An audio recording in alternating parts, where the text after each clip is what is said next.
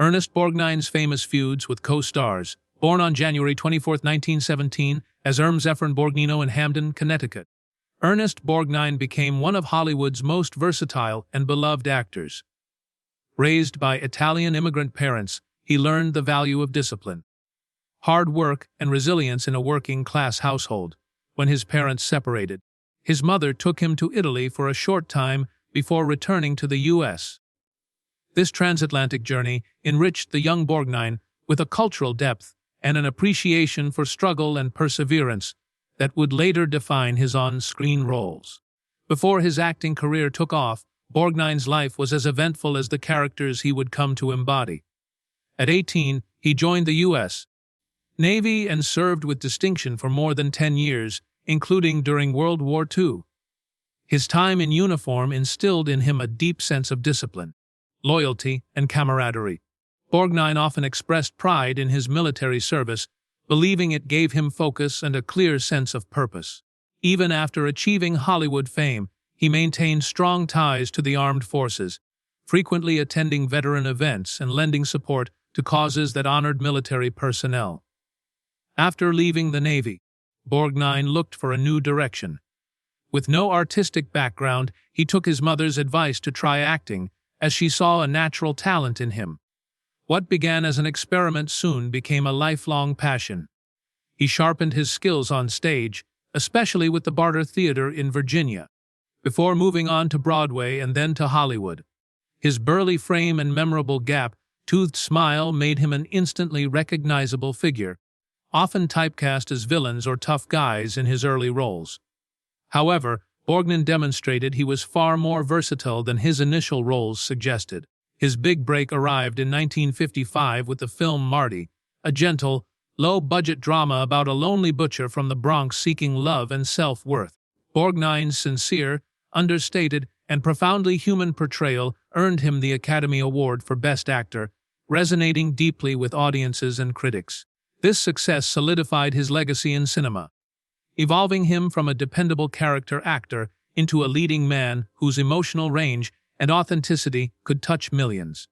Throughout his expansive career, Borgnine showcased a remarkable talent for adapting to different genres and platforms. He starred in classic war films like From Here to Eternity 1953, westerns such as The Wild Bunch 1969, and action epics like The Dirty Dozen 1967.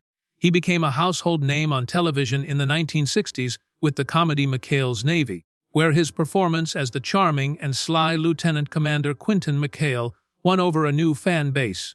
Later, his unmistakable booming voice connected him with a new generation as Mermaid Man on the animated series SpongeBob SquarePants. Despite his massive success, Borgnine stayed down to earth, accessible, and generous. Known for his robust laugh and a playful glint in his eye, he never let fame separate him from the public. He regularly made time to talk to fans, sign autographs, and recount stories from his extensive and varied career. His peers frequently lauded him as a consummate professional and a genuinely warm, supportive presence on any film or television set. Ernest Borgnine's personal life proved as vibrant and eventful as his career. One of the most discussed parts of his life was his series of marriages. Over his lifetime, Borgnine married 5 times, with each union mirroring a different stage of his professional and personal journey.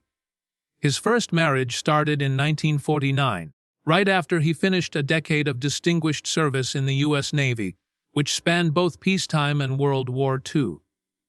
While in the service, he met Rhoda Kemmons, a woman captivated by his warm nature, who supported his shift from a disciplined sailor to a civilian pursuing a new career.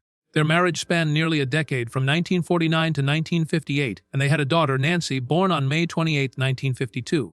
Being a father was a life-changing experience for Borgnine, who often cited family as the most stabilizing part of his life despite his turbulent relationships. But as his acting career soared in the 1950s, the pressures of fame and being away from home strained their marriage. The couple eventually divorced, but Borgnine remained a devoted father to Nancy.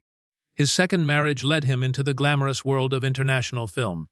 In 1959, he married celebrated Mexican actress Katy Jurado, who was already known as a fierce, powerful performer in both Hollywood and Mexican cinema. Their relationship was fiery and passionate, and they were admired as a dynamic and charismatic couple. However, the same intensity that drew them together also caused conflict. Both were strong-willed, with busy careers, and Borgnine later confessed that they frequently fought over personal and career-related issues. Their marriage ended in 1963, after 4 difficult years. Even after the divorce, Borgnine always spoke of Jurado with respect, calling her a remarkable actress who left a permanent mark on him. Borgnine's third marriage, however, became one of the most talked about events of his private life. In 1964, he married the legendary actress and singer Ethel Merman, whose larger-than-life presence was only rivaled by Borgnine's equally boisterous temperament. The relationship was volatile from the very beginning, with both people being stubborn, opinionated, and quick to anger. Their marriage famously lasted just 42 days, making it one of the briefest celebrity unions in Hollywood history. The breakup was so acrimonious and messy that Merman, in her later autobiography, left a full-page blank in the section about her marriage to Borgnine. An unspoken but brutal summary of the experience. Borgnine's long-time friend and comedic co-star Tim Conway offered a fitting and humorous explanation for the short-lived disaster. "Ernie is volatile. I mean, there's no question about that. And Ethel was a very strong lady. So, you put 2 bombs in a room, something is going to explode. And I guess it probably did." This comment perfectly encapsulated the explosive dynamic between the 2 entertainment giants, whose fiery personalities were simply unable to coexist under one roof. Following the public drama of his short marriage to Merman, Borgnine began his 4th marriage in 1965 to Donna Rancourt. This relationship lasted longer, continuing until 1972, and resulted in 3 children, which further cemented Borgnine's role as a father. Their first child, a daughter named Sharon, arrived on August 5, 1965.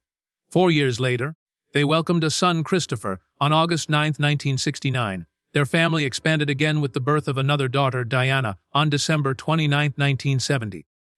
Borgnine cherished his growing family, frequently speaking of the happiness his children gave him even as his marriages faltered.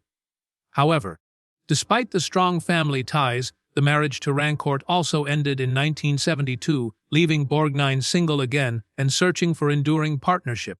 It was in his 5th marriage, however, that Borgnine finally discovered true happiness and stability. On February 24, 1973, he married the Norwegian-born businesswoman Tove Tresnes, who became not only his life partner but also a firm supporter throughout his later career. Tove, who later found success as an entrepreneur with her Tove Cosmetics line, gave Borgnine a sense of calm and balance he had never known. Their marriage lasted for nearly 4 decades, a rare achievement in Hollywood, and stayed strong until Borgnine's death in 2012. Friends and colleagues often commented that with Tove, Borgnine had finally found a companion who could match his energy while softening his temper with understanding. She was at his side during his final years, offering love and stability, and their relationship is seen as the true anchor of his life. Over his long and vibrant Hollywood career, Ernest Borgnine became known not just for his acting versatility, but also for his honest, no-nonsense personality. He was a man who spoke his mind freely, without concern for offending people. This directness also applied to his opinions about some of his fellow industry professionals. Borgnine, who collaborated with hundreds of actors over 6 decades, forged many deep friendships with his co-stars but was also unafraid to admit when he couldn't tolerate someone.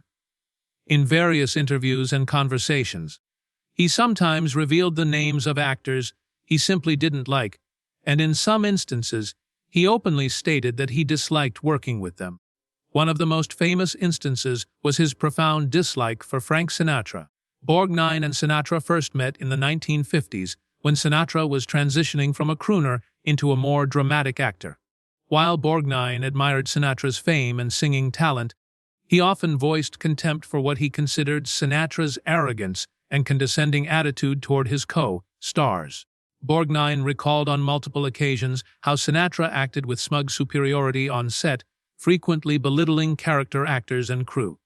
For Borgnine, who had worked his way up through theater and supporting roles. This kind of behavior was unacceptable. He once said that Sinatra believed he was superior to everyone and that Borgnine couldn't stand it. This animosity lasted for years, and even though their paths sometimes crossed socially, Borgnine never grew to like Sinatra and considered him one of the most unpleasant people he had ever worked with. Another person Borgnine spoke of with surprising animosity was John Wayne, a true legend of American cinema.